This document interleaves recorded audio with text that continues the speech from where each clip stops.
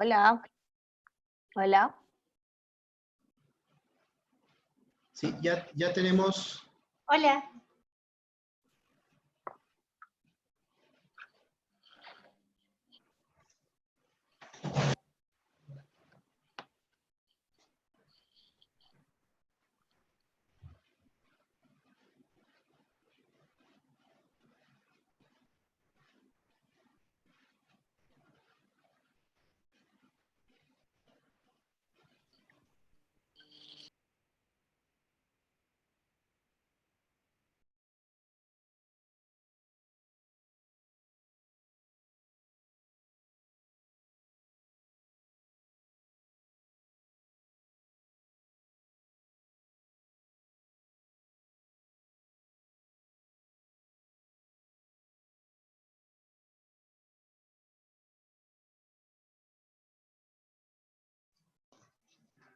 Muy buenas tardes con todos. En nombre de Robles y Baceta Consultores, les damos la más cordial bienvenida a este webinar sobre contratos y su cumplimiento en épocas del COVID-19, que estará a cargo de los doctores Daniel Robles y Baceta y Carla Uribe González, abogados socios de nuestra consultora. La doctora Carla Uribe es abogada asociada en Robles y Baceta Consultores, con especialidad en Derecho Corporativo, Derecho Civil, entre otros. Es abogada por la Universidad San Ignacio de Loyola, cuenta con estudios concluidos de MBA en especialización en finanzas internacionales por la Universidad Rey Juan Carlos de Madrid, en España. Cuenta con experiencia en elaboración de contratos, asesorías legales en materia societaria, civil, comercial, entre otros. Actualmente está cursando la maestría en finanzas y derecho corporativo en la Universidad STAN, con quien las dejaremos a continuación. Doctora, por favor.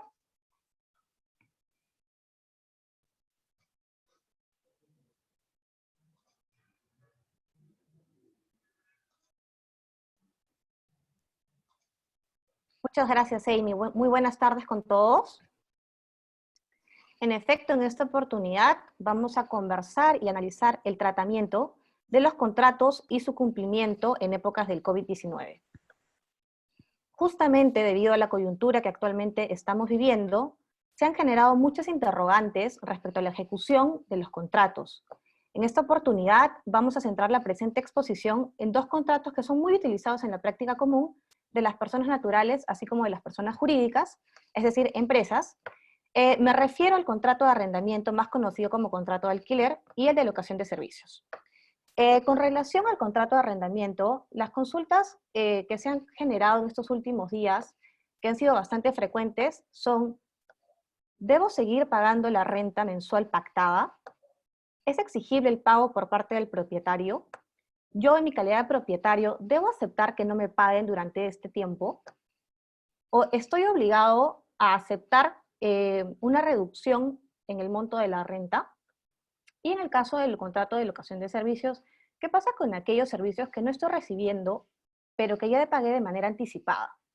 Bueno, a lo largo de la presente exposición, abordaremos las diferentes opciones que nos da nuestra regulación a efectos de poder lograr un consenso entre ambas partes, para lo cual consideramos oportuno repasar ciertos aspectos básicos a efectos de realizar correctamente el análisis del tratamiento de este tipo de contratos. Siguiente, por favor. En primer lugar, es importante tener claro qué es un contrato. Justamente en el artículo 1351 del Código Civil nos define qué es un contrato. Un contrato es el acuerdo de voluntades entre dos o más partes para poder crear, regular, modificar o extinguir una relación jurídica patrimonial. Asimismo, la celebración de dicho contrato corresponde a la esfera jurídica privada entre las partes participantes, por lo que el Estado reduce su intervención al mínimo. Existen contratos que la ley les exige de ciertas formalidades para su validez. Es decir, aquellos contratos que la propia ley les establezca una formalidad en específico y esta no se cumpliera, pues no podrá ser válido y por ende devendrá en nulo. Finalmente, el Código Civil establece reglas básicas para los contratos, dejando la creación de estas cláusulas a la voluntad de las partes. ¿Qué quiere decir esto? Teniendo como base el principio de la libertad contractual, Las partes son las responsables y a las que principalmente les atañe ponerse de acuerdo respecto a los términos y condiciones del contrato a celebrar. Justamente ello se debe a que el propio Estado ha reconocido al contrato como una institución cuya base es el acuerdo entre los privados, por lo que su intervención es mínima, como se había señalado en uno de los puntos anteriores. Siguiente, por favor. Bueno, aquí vamos a hablar muy brevemente sobre la validez del contrato, que justamente requiere un contrato para ser válido de 4 requisitos, perdón. Agente capaz o plena capacidad de ejercicio, objeto física y jurídicamente posible, fin lícito y observancia de la forma prescrita bajo sanción de nulidad. Como mencionamos anteriormente, algunos contratos están regulados en el Código Civil y se exige ciertas formalidades especiales para que puedan ser considerados como válidos. Siguiente, por favor. Ok. En un contexto regular, se espera que las partes cumplan con las obligaciones pactadas en el plazo y modo previsto en el contrato. Entonces, tenemos que las obligaciones entre las partes pueden ser de dar, de hacer y de no hacer. Asimismo, para que este cumplimiento, ojo, el cumplimiento pueda considerarse válido, debe cumplir con 3 principios. Como primer punto, debe ser íntegro, es decir, que debe cumplir con la totalidad de la obligación asumida. Por ejemplo, si yo me comprometí a entregar 100 cajas de zapatos, tengo que entregar las 100 cajas de zapatos, no 99, no 101, sino las 100 a las que me comprometí. Debe ser idéntico. Quiere decir que debo brindar la obligación a la que me he comprometido y no a otra. Es decir, que tiene que cumplir con las especificaciones a las que me obligué. Por ejemplo, continuando con el ejemplo de los zapatos. Si yo me comprometí a entregar 100 cajas de zapatos de cuero, tiene que ser zapatos de cuero, no de cuerina. ¿Ok? Debe ser indivisible. En el caso de que obviamente no se haya pactado pagos parciales, el cumplimiento debe ser total y en el plazo del contrato, ¿no? Bueno, este es el curso regular o perfecto que se espera para todo contrato. Sin embargo, siempre es posible que todo contrato pueda ser modificado a lo largo de su ejecución, para lo cual se firmarán las adendas correspondientes, siempre que se quiera modificar alguna cláusula o se quiera agregar alguna que no se haya considerado en el contrato primigenio. Siguiente, por favor. Ok, ¿qué ocurre cuando se interrumpe el curso habitual de un contrato?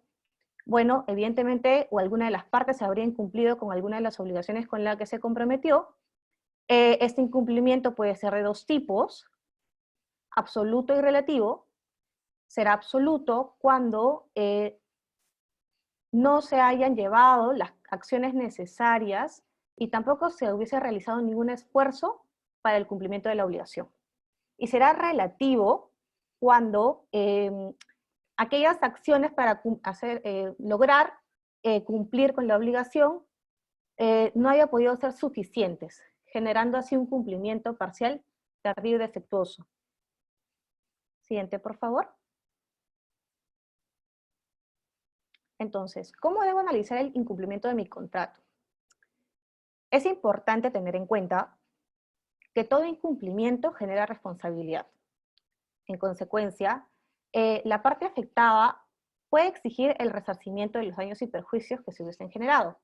Pero ¿qué pasa cuando esta responsabilidad, es decir, si el motivo del incumplimiento del contrato no puede ser atribuible a alguna de las partes y en realidad se debe a un hecho externo?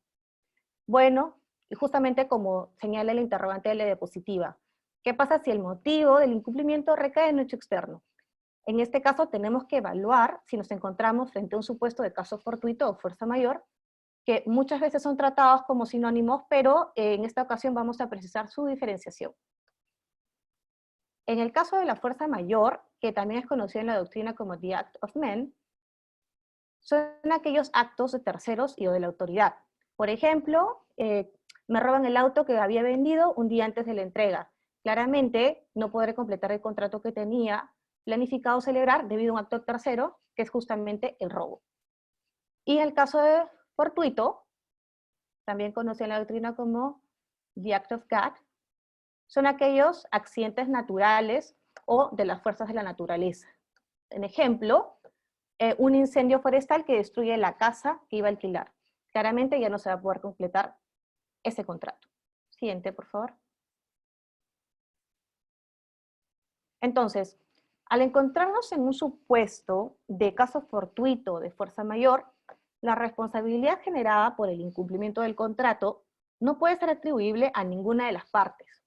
Justamente el artículo 1315 del Código Civil a la letra señala lo siguiente: el caso fortuito fuerza mayor es la causa no imputable, es decir, no atribuible, consistente en un evento extraordinario, imprevisible e irresistible que impide la ejecución de la obligación o determina su cumplimiento parcial, tardío o defectuoso. Entonces, es importante resaltar que para que yo pueda alegar que me encuentro frente a un evento de caso fortuito o fuerza mayor, deberán concurrir obligatoriamente esos tres requisitos. Entonces, ¿cuándo me encuentro frente a un evento extraordinario? Es un evento poco común e inexistente al momento de la contratación. Un evento imprevisible es un hecho que evidentemente ninguna de las partes pudo haber previsto al momento de la celebración del contrato, y un evento irresistible es que a pesar de los esfuerzos que puedan realizar las partes para poder cumplir con su obligación, eso no les permite la ejecución del contrato. Siguiente, por favor. Entonces, ante este tipo de eventos, en principio se tiene que evaluar la posibilidad de la realización de la obligación. En caso se torne imposible, se debería de resolver el contrato, pues carecería de sentido mantenerlo. Si aún así es posible cumplir con las obligaciones, entonces va a depender mucho del interés de las partes para poder... ¿Hola? Ok. Dependerá del interés de las partes para determinar cómo proceder. Entonces, si existe un interés por ambas partes, se podrá realizar una adenda modificando los términos del contrato a efectos de poder hacerlo un poco más flexible. Puede incluso suspenderse las obligaciones o postergar su ejecución. Pero en el supuesto que no exista ningún interés de las partes en continuar con el contrato, entonces se podría optar por la resolución del mismo, toda vez que no es posible llegar a un acuerdo entre ellas, ¿no? Siguiente, por favor. Bueno, ya aterrizando el tema en la coyuntura actual, como saben, la Organización Mundial de la Salud declaró al COVID-19 como una pandemia mundial, lo que trajo como consecuencia que distintos países afectados con este virus se vean en la necesidad, pues, de optar por distintas medidas. En el contexto peruano, el gobierno, a través del Decreto Supremo 044/2020 PCM, declaró al Perú en estado de emergencia, generando con esto claramente la suspensión de muchas actividades en distintos sectores. Asimismo, se está evaluando la reanudación de estas actividades por sectores aproximadamente el 4 de mayo del 2020. Asimismo, se tiene previsto que el levantamiento del estado de emergencia será para el 10 de mayo del 2020. Bueno, en efecto, la declaratoria de este estado de emergencia generó que muchas actividades económicas se suspendan, y también ha traído como consecuencia y ha significado en la práctica el incumplimiento de muchos contratos que previamente habían sido pactados y se encontraban en ejecución. Es importante, ojo, diferenciar que el evento de fuerza mayor no es la pandemia mundial, es decir, el COVID-19, sino es la declaratoria de emergencia a través del cual se ponen distintas medidas con el fin de disminuir el contagio de este virus, ¿ok? Entonces, ¿qué efectos tiene este evento? En primer lugar, pues no puede ser atribuible la responsabilidad a la persona que incumple el contrato, y aquella persona que sea afectada por este incumplimiento no puede exigir el resarcimiento por los daños y perjuicios, como ya habíamos mencionado anteriormente. Tampoco se pueden computar moras, penalidades y ningún tipo de sanción a la parte que hubiese incumplido. Finalmente, se debe evaluar si este hecho ha afectado de manera directa el contrato. Bueno, ya que, bueno, existen ciertas actividades que continúan operando, ya que son consideradas como esenciales, o bien también porque dichas actividades pueden ejecutarse de manera remota. De verdad que va a depender bastante del tipo de contrato frente al cual nos encontremos. Bueno, esto ha sido todo conmigo. Muchas gracias por su atención. Los dejo con el doctor Daniel Robles, que continuará con la segunda parte de la exposición. Muchísimas gracias. Muchas gracias, doctora. A continuación tendremos la ponencia del doctor Daniel Robles. El doctor Daniel Robles y Baceta es socio fundador en Robles y Baceta Consultores y cuenta con más de 22 años de experiencia en las áreas de derecho civil, corporativo y laboral. Es experto en estrategia legal, negociación y contratos. Es abogado por la Universidad de Lima, magíster en Derecho de la Empresa por la Universidad Peruana de Ciencias Aplicadas. Cuenta con un MBA por la Universidad Rey Juan Carlos de Madrid, en España. Ha realizado diferentes cursos de posgrado, tales como Program of Lawyers en Yale University y Management en Harvard University. Ha sido profesor de la Universidad de la Facultad de Derecho, en la Universidad de San, y es catedrático de la Maestría de Comportamiento Organizacional en la Universidad Peruana Cayetano Heredia. Doctor. Bueno, gracias Amy, gracias Carla, muy buenas tardes con todos. La idea de este curso es básicamente no darles una cátedra jurídica o digamos una clase clásica de conceptos de derecho, pero nos vemos obligados de todas maneras a repasar algunos de estos conceptos jurídicos para poder aterrizar en soluciones prácticas. Hemos escuchado hasta acá la importancia de qué es un contrato, de saber digamos, qué regula un contrato, cómo se regula un contrato. Hemos escuchado hasta acá también cómo es el curso regular de un contrato, es decir, si firmo un contrato, cómo debe ejecutarse, qué debe suceder en el camino en un ámbito de normalidad, digámoslo así. Y luego hemos visto cómo esa normalidad o supuesto curso regular de un contrato puede ser interrumpido, ¿verdad? Y yo hago énfasis en que la interrupción, cuando es consecuencia de la actividad de una de las dos partes contratantes, normalmente el culpable o el responsable resarcirá patrimonial económicamente a su contraparte, ¿verdad? Son reglas básicas que estamos repasando, pero ¿qué sucede? También se dijo en la charla anterior, cuando el acto que genera el incumplimiento de un contrato no es responsabilidad de ninguna de las partes. Caso clásico de la fuerza mayor, o el concepto de fuerza mayor, o del caso fortuito, ¿verdad? También hemos visto que el COVID-19, declarado como pandemia, traducido a una norma nacional en el Perú que generó un estado de emergencia, que generó la inamovilización de las personas, ha traído como consecuencia, involuntaria evidentemente, que muchas de las partes contratantes incumplan con sus obligaciones. Entonces la pregunta acá es, ¿qué sucede cuando tenemos un incumplimiento que no depende de las partes? ¿Quién resarce a quién? Por las reglas del Código Civil tenemos claro que el estado de emergencia, por lo pronto, es un clásico caso, y pongámosle nombre y apellido, de circunstancia de fuerza mayor, en donde en teoría no hay un responsable y en donde en teoría no hay una parte generadora del daño que deba resarcir a la otra. Ese es el primer punto al que hay que arribar como conclusión el día de hoy. Siguiente, por favor. Pero vamos a hablar específicamente de un contrato que es el contrato de arrendamiento, que se ha estado conversando bastante. Ahí voy a bajar este cuadrito que lo tengo acá, un segundo. Y el contrato de arrendamiento, el artículo 1666 del Código Civil lo regula, ¿verdad? Y establece básicamente que hay dos partes. Hay un arrendador, que puede ser un propietario, puede ser un administrador, que tiene facultades o que tiene las calidades para poder ceder temporalmente el uso de un bien, ¿no? Puede ser un inmueble, puede ser una oficina, etcétera, ¿verdad? Y lo usa, y lo cede, perdón, temporalmente a favor de otro sujeto que conforma esta relación, que se llama el arrendatario, que es el que va a poseer el bien, ¿verdad? Que lo va a usar. Y contra esta prestación de este objeto del contrato, ¿verdad? Recibe una renta convenida, también conocida como merced conductivo, o simplemente la renta. Yo quiero hacer acá referencia. He escuchado a varios colegas y varias opiniones muy distintas al respecto, que señalan, por ejemplo, que el arrendador ya está cumpliendo el objeto del contrato de arrendamiento al poner a disposición el bien. Y pues, esto es real. El arrendador ya puso a disposición del bien al entregarle la llave, al entregarle la posesión de la oficina el día 1, ¿correcto?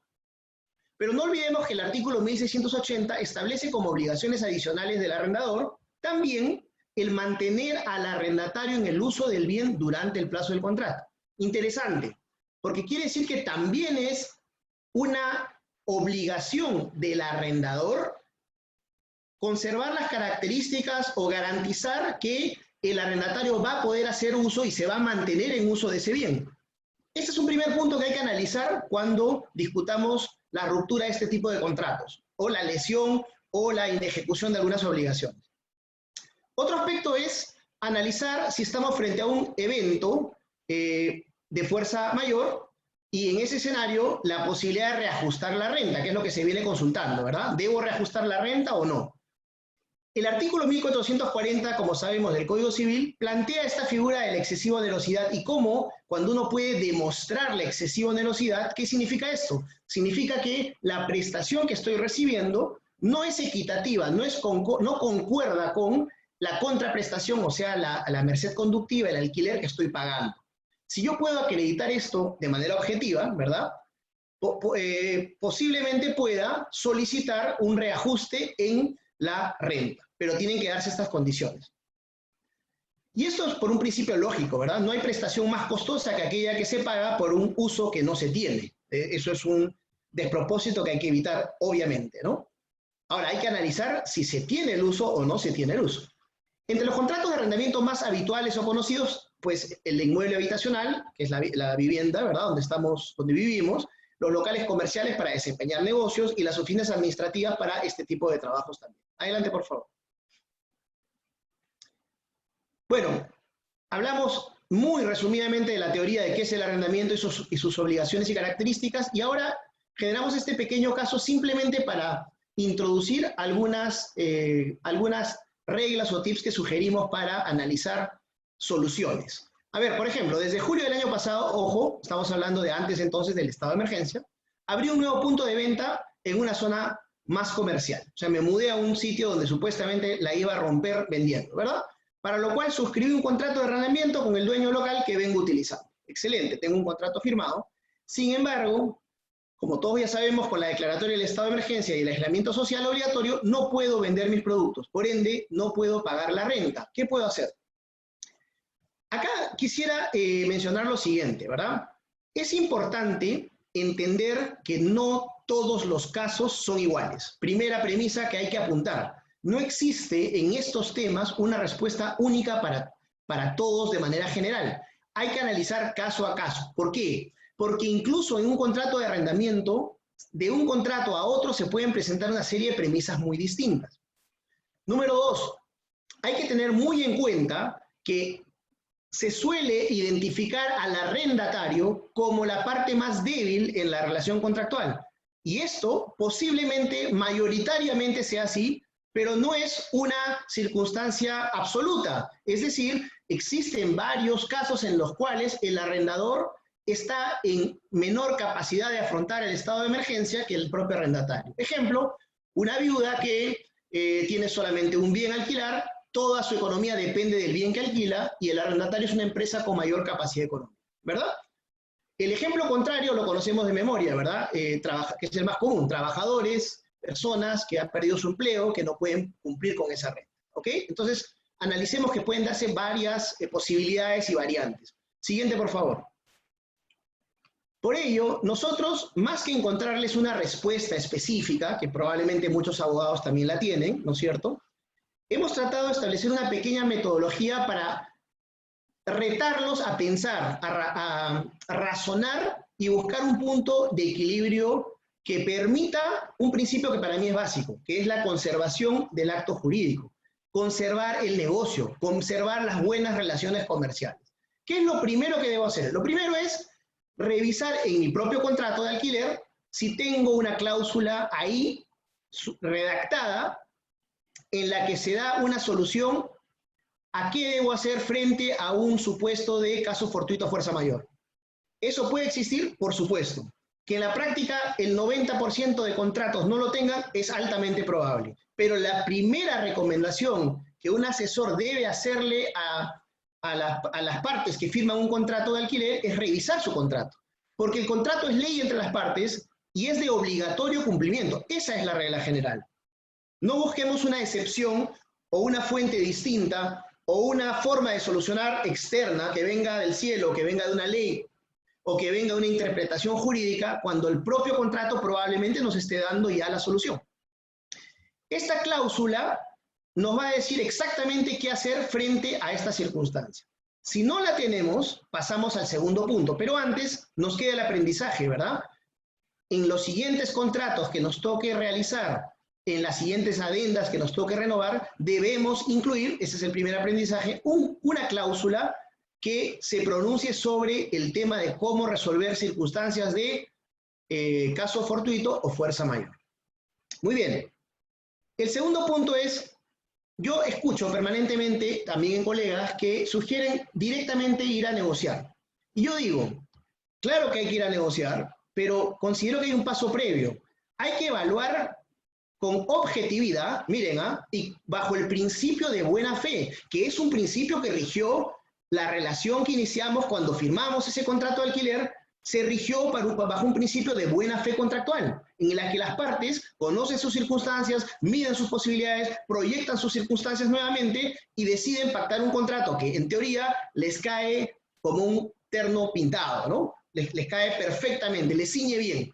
Entonces ellos conocen su relación contractual.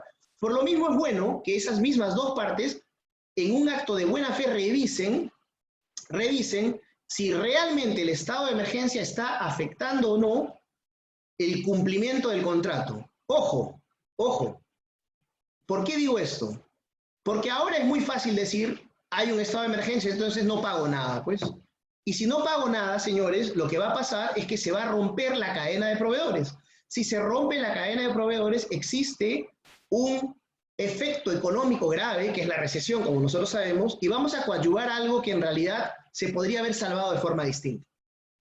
Lamentablemente, hay quienes utilizan mal este estado de emergencia para incumplir, aun cuando no hay, y acá viene el punto, un nexo causal directo, una relación causa-efecto directo entre el estado de emergencia y el incumplimiento. Ejemplo, yo alquilo un local, ¿verdad? Pero en realidad estoy alquilando el local para expendio de comida, de abarrotes, o de, perdón, de productos básicos, no sé, arroz, leche, etcétera, y tengo la posibilidad de vender. Entonces yo no estoy en realidad en incapacidad de producción, estoy produciendo, estoy generando renta, estoy generando dinero, en consecuencia no tengo una excusa para incumplir el pago de mi alquiler. Sin embargo, yo sé que el estado de emergencia es un acto, sin lugar a dudas, de fuerza mayor. No tengo duda de eso, pero tenemos, perdón un segundito, que tenemos, Amy, necesito que manejes el chat que me está apareciendo como pop, ¿ok? La idea es que no aparezca en la pantalla para poderlo revisar luego, ¿sí? Perdón, les decía, tengo que ver que realmente el estado de emergencia no influya directamente en el cumplimiento o incumplimiento. Esto es clave, y esto será un acto de buena fe y de transparencia previa. Y esto quiere decir, concluyendo el punto 2, que hay casos en los que, a pesar del estado de emergencia, la capacidad económica de la empresa arrendataria, la buena relación comercial de largo plazo, entre otros factores, permitirá que se continúe con el pago de estos montos de alquiler. Siguiente, por favor. Ahora, el tercer punto sí implica que no pude encontrar una solución en el contrato, que evalúe que si puedo continuar pagando y me di cuenta que no puedo, que definitivamente los recursos económicos no me acompañan, mi empresa no está generando recursos. Entonces, ahí debo iniciar una negociación directa entre las partes. Sobre la negociación directa entre las partes no se ha establecido una regla de manera jurídica específica, pero acá hemos esbozado algunas ideas que en la práctica se vienen dando con meridiano éxito.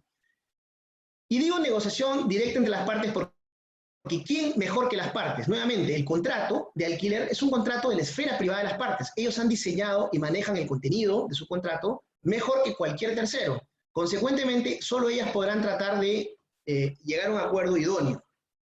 Primero, entender que, como hemos definido hace un momento la fuerza mayor, ¿verdad? El estado de emergencia, que es un caso de fuerza mayor, implica que ninguna de las partes fue responsable. Consecuentemente, no podemos hablar de una extinción de obligaciones, sino en todo caso una suspensión de estas obligaciones. Y tratándolas como suspensión, justamente porque hay una imposibilidad de cumplir, una de las partes no tiene la capacidad económica de seguir cumpliendo con su renta, etcétera. Bueno, en la negociación suspendámosla y utilicemos fórmulas, como por ejemplo el prorrateo. Se puede prorratear el pago, en este caso extremo, y pagarlo a lo largo de las siguientes rentas, ¿verdad? Digamos a partir de junio, julio, agosto, prorratear el mes y medio del estado de emergencia que no puede pagar. Podría pactar un subarrendamiento. Esto podría aplicar a una tienda, por ejemplo, ¿no? Normalmente está prohibida el subarriendo, ¿verdad? Pero por una adenda podría modificarse, podría permitírsele al arrendatario que subarriende una parte de su tienda para delivery, para un tema de .com, para tantas cosas que pueden ser complementarias, le puede generar ingresos esto, y a su vez esto puede ayudar a pagar la renta al arrendador. Entonces sería una fórmula posible de negociación también. Luego se podría evaluar el uso de la garantía, ¿verdad? Al inicio de los contratos se suele pagar una garantía. La garantía tiene la finalidad justamente de preservar, garantizar las obligaciones, pactadas en el contrato. Podría utilizarse esta garantía previo acuerdo e imputarla ese mes y medio, lo cual ayudaría al arrendatario a no tener que acudir a un fondo dinerario del cual no cuenta, que no tiene, ¿verdad? En ese orden, podríamos también negociar el reajuste de la merced conductiva. Esto en función al tiempo efectivamente utilizado. Obviamente la reajustaremos, ¿no? Digamos, si hemos tenido en marzo 15 días utilizando la oficina y los otros 15 días fue imposible utilizarla, podría ser que se pacte por la mitad del valor de la merced conductiva, ¿no? Pero no es una regla, podría también pactarse o ajustarse a montos distintos. El asunto está en que las partes se pongan de acuerdo, de buena fe, porque ninguna de ellas puede imponerle a la otra un ajuste, porque estamos justamente en una esfera consensual, ¿verdad? Y en un caso extremo, condonar el pago de ese mes y medio, dependiendo de una situación pues, muy grave económica de alguna de las partes, en este caso del arrendatario. Siguiente, por favor. No nos hemos puesto de acuerdo, no tengo cláusula, no hay negociación válida. Bueno, el propio Código Civil establece una regla, ¿verdad? O establece reglas, quiero decir.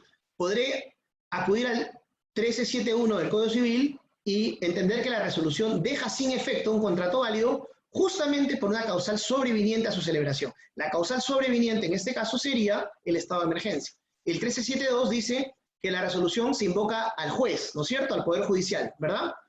Y por razón de esta resolución, lo que sucede es que las partes deben restituirse las prestaciones en el estado en que se encontraran al momento indicado en el párrafo anterior, ¿verdad? Como estaban antes. Si ello no es posible, entonces ahí deberán reembolsarse en dinero el valor que tenía en dicho momento. Siguiente, por favor.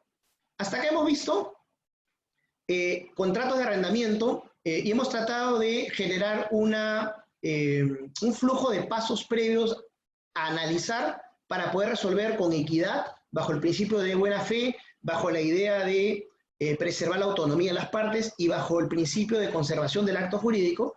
Yo creo que utilizando en ese orden el análisis para antes de resolver o llegar a un acuerdo respecto a cómo exigir el cumplimiento de una obligación en un contrato de alquiler que ha sido afectado por el estado de emergencia, tengamos en cuenta estos pasos que hemos recomendado en las diapositivas anteriores. Ahora, finalmente, vamos a hablar un poco del otro contrato del que queríamos conversar, la locación de servicios, como otro ejemplo. El 1764 establece que por la locación de servicios, el locador se obliga, sin estar subordinado al comitente, a prestarle sus servicios por cierto tiempo o para un trabajo determinado a cambio de una retribución, ¿correcto? Todos conocemos que el contrato de locación de servicios clásicos es cuando yo, empresa, contrato un auditor externo, un abogado, contrato un asesor de marketing, ¿verdad? No es un contrato laboral, es un tercero que presta sus servicios sin subordinación, ¿verdad? Pero también podría ser una empresa que nos presta un servicio de limpieza, ¿correcto? Podría ser también. Entonces, en estos casos se deberá evaluar principalmente si es posible brindar el servicio pactado de manera remota, ¿ok? Algo así como el trabajo remoto, ¿verdad? Pero ese concepto es un concepto laboral. Hablamos simplemente de la posibilidad remota de hacerlo, es decir, no acudir necesariamente a brindarlo a una oficina, ¿verdad? Sino hacerlo desde cualquier punto. Dependiendo de esa respuesta, si se puede o no de manera remota, se podrá optar por una mejor solución, evidentemente, ¿no? Hablamos de servicios independientes, obviamente que pueda prestar un externo a la empresa, ¿no? Siguiente, por favor. Al igual que en el supuesto del arrendamiento, acá hemos creado un pequeño caso práctico para poder discutir también cuáles son las salidas posibles, ¿verdad? Mi empresa ha contratado los servicios de un auditor externo. para que periódicamente elabore informes contables y los reporte a nuestra casa matriz en abril de cada año. Pero su contrato prevé la asistencia a la oficina 2 días a la semana, ¿no? Una cantidad de horas específica, 3 horas, lo que fuera. ¿Por qué? Porque ahí va a levantar información contable relevante con la que va a hacer su trabajo, ¿verdad? Debido al estado de emergencia, no estamos haciendo uso de nuestras oficinas, por lo cual nuestro auditor no puede acudir a la oficina de acuerdo a lo pactado. ¿Qué puedo hacer? Es decir, podría ser que el contador diga no puedo cumplir porque no me dejan ir a la oficina, podría ser que esa sea la excusa de la empresa para no pagarle al contador y decir más bien no has cumplido o no has ejecutado totalmente todas las prestaciones del contrato pactado, ¿no es cierto? Y ahí tenemos otra vez una situación que irrumpe, una situación que se distorsiona. Como decía la doctora Uribe hace un momento, no se va a dar ahí el cauce natural o habitual del contrato, sino vamos a tener una interrupción o un incumplimiento parcial o total, ¿verdad? Pero ¿cuáles serían las soluciones posibles? Siguiente, por favor.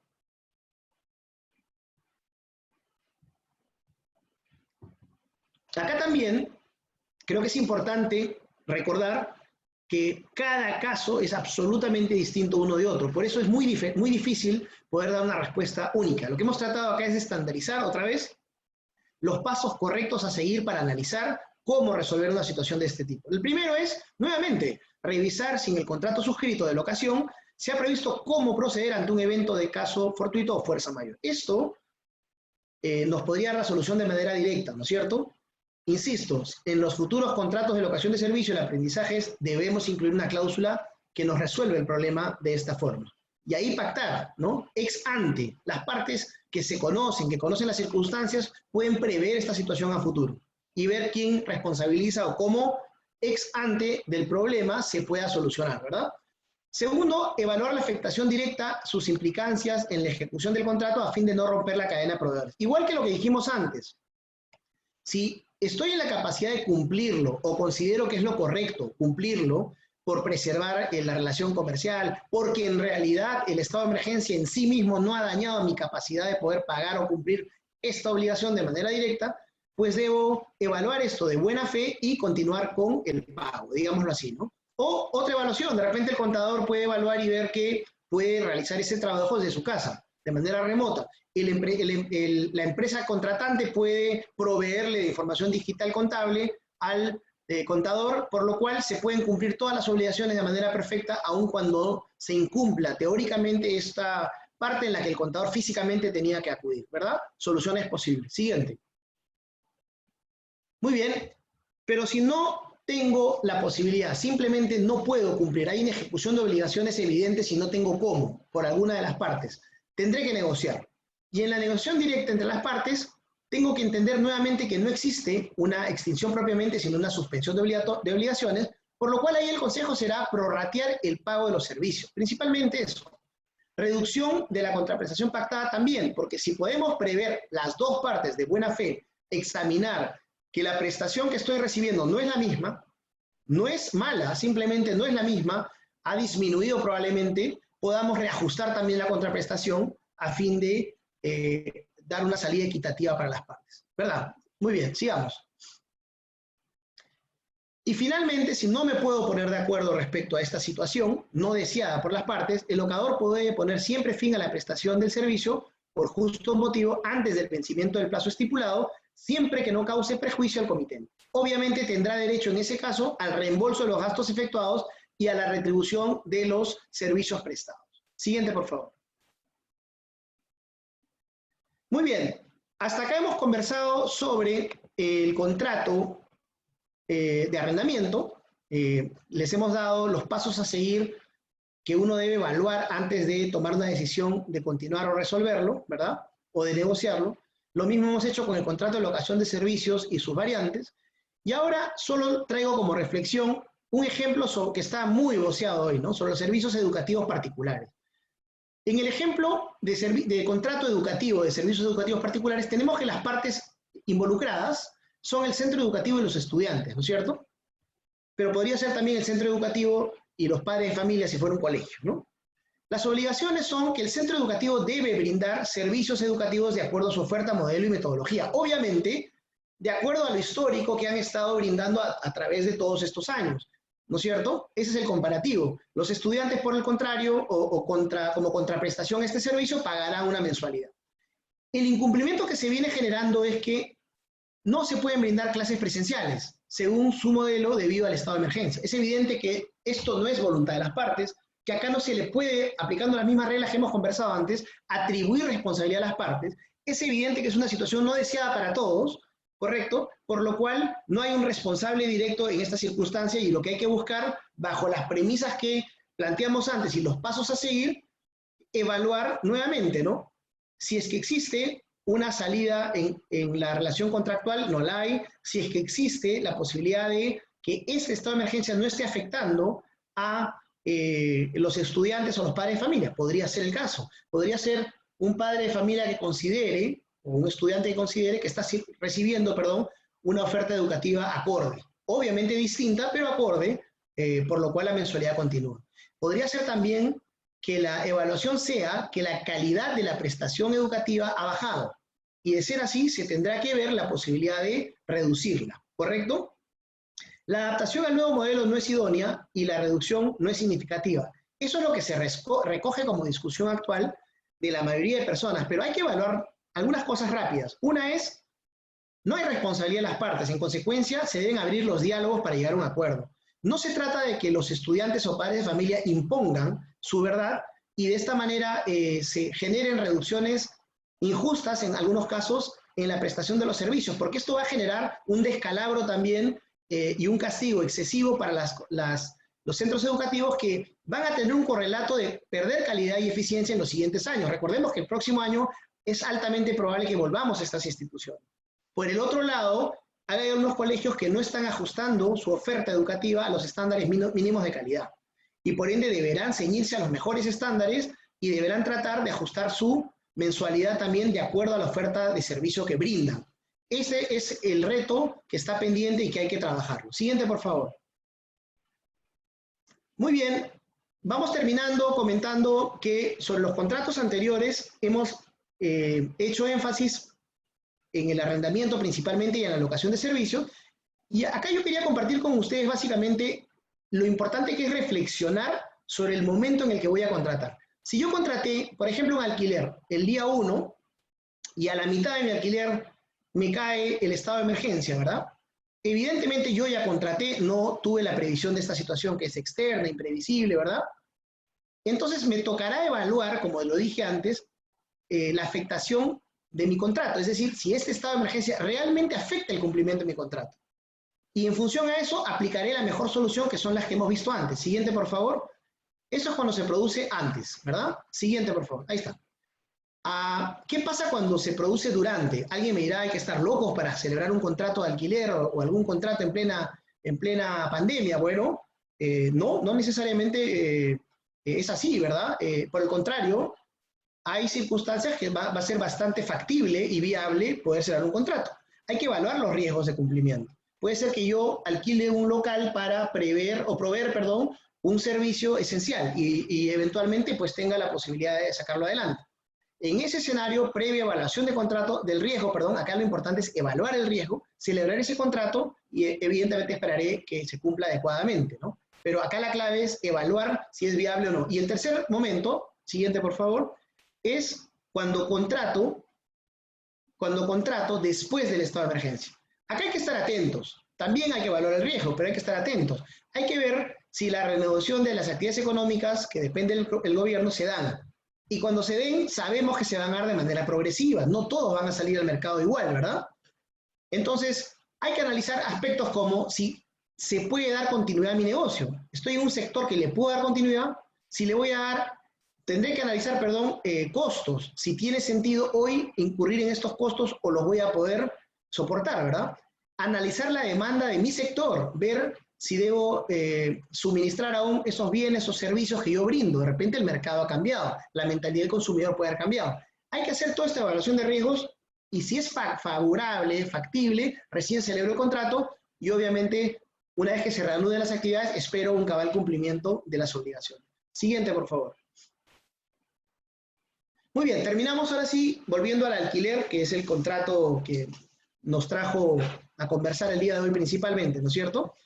En el contrato o respecto al contrato de alquiler, han salido dos proyectos de ley. El primero es el que estamos viendo ahí, yo diría un poco apurado, ¿no? El 24 de marzo salieron corriendo a emitir este proyecto de ley a los días de haberse declarado el estado de emergencia. Ojo, yo rescato que el proyecto de ley es bastante interesante en el sentido de que pretende o tiene el buen espíritu de querer mitigar el daño causado con el estado de emergencia, de querer de alguna manera salvar la situación y ayudar, ¿verdad? Pero lo hace de manera errada. Primero pacta que se suspenden por 2 meses el cobro, entre otras cosas, del alquiler, ¿verdad? Y establece que se deberán prorratear en los siguientes meses. Los 2 meses serían contados del primer día de la declaratoria, del estado de emergencia, y se suspendería el corte de estos servicios, como las cobranzas o ejecución de garantías, por el lapso de 2 meses. ¿Ok? Y obviamente exceptúa de esta situación a los trabajadores que han recibido licencias con goce de haber, porque se entiende que entonces, si han recibido licencias con goce de haber, no están en una circunstancia económica que implique no pagar el arriendo, ¿verdad? Siguiente, por favor. Luego tenemos un segundo y último proyecto de ley, que es un poquito más elaborado, como pueden ver por la fecha de 3 de abril 2020, ya lo pensaron un poco más, y lo que dice es lo siguiente: dispone medidas complementarias a favor de los arrendatarios que se encuentren en situación de vulnerabilidad económica. Y ya le agrega un concepto, ¿no? Establece un concepto que se llama vulnerabilidad económica. Y esto como consecuencia de la declaratoria de herederos. La declaratoria, perdón, de estado de emergencia. ¿Qué dice? Dice, serían suspendidos los pagos de las rentas de alquiler, entre otras, pactadas por las partes durante el periodo del estado de emergencia. Es decir, por este mes y medio, 40 días aprox, no debe pagar un inquilino a su arrendador la merced conductiva pactada. Y le agrega que incluso hasta por 2 meses más se podrá extender luego de la medida. Es decir, si acredita esta persona, este inquilino, que esté en vulnerabilidad económica con los requisitos que dice abajo, ¿verdad? Podría hasta no pagar 4 meses al arrendador.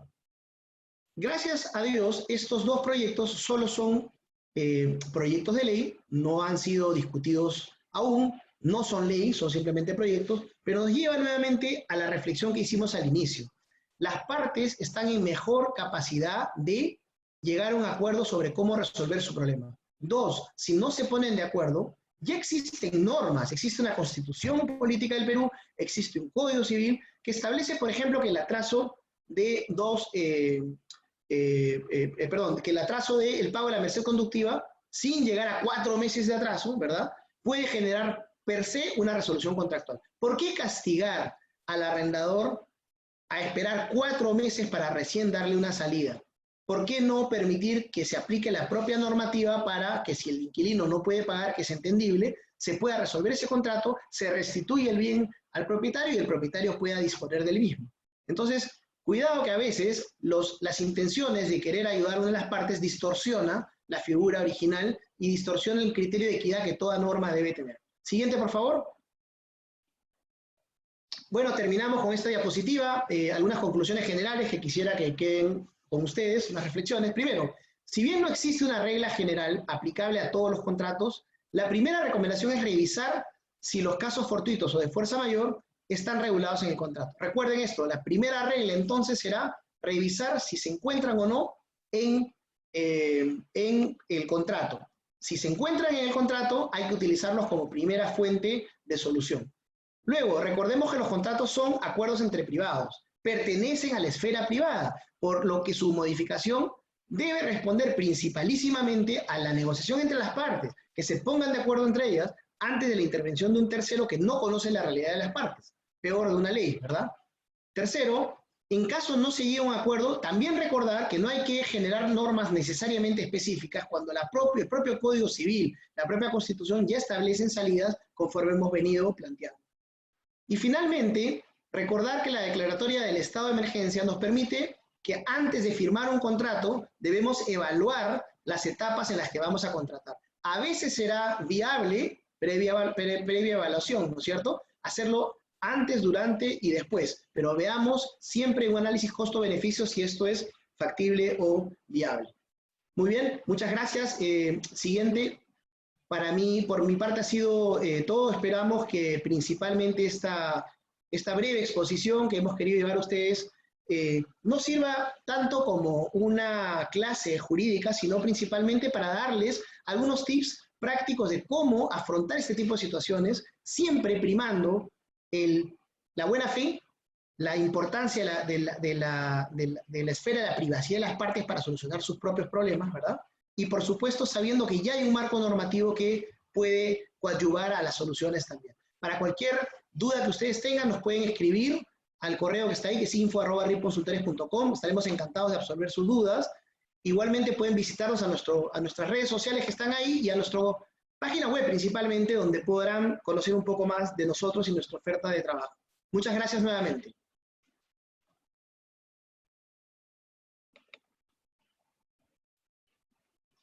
Perdón, acá estoy viendo algunas preguntas que no había podido ver antes. En principio, quisiera que, por favor, las preguntas las podamos enviar al correo, pero podemos ir absorbiendo lo que se pueda por acá. Acá me preguntan, si yo alquilo un local y debido a que ya no operaré, ¿puedo suspender el contrato sin tener que pagar las cláusulas? Es que algunos contratos colocan cláusulas de pago de meses adicionales por incumplirlo, ¿no? Efectivamente acá, primero hay que ver el contrato, ¿no? No lo tenemos a la vista, pero si tuviésemos el contrato a la vista, ver si existe una cláusula que permita una resolución contractual o una salida como consecuencia del estado de emergencia. Si no la hay, que es altamente probable, sugerimos ver que realmente, como lo hemos dicho antes, este estado de emergencia esté afectando tu contrato, el cumplimiento del contrato. Si es así, si realmente no se puede pagar y tienes esta circunstancia, el siguiente paso que sugerimos ahí es negociar.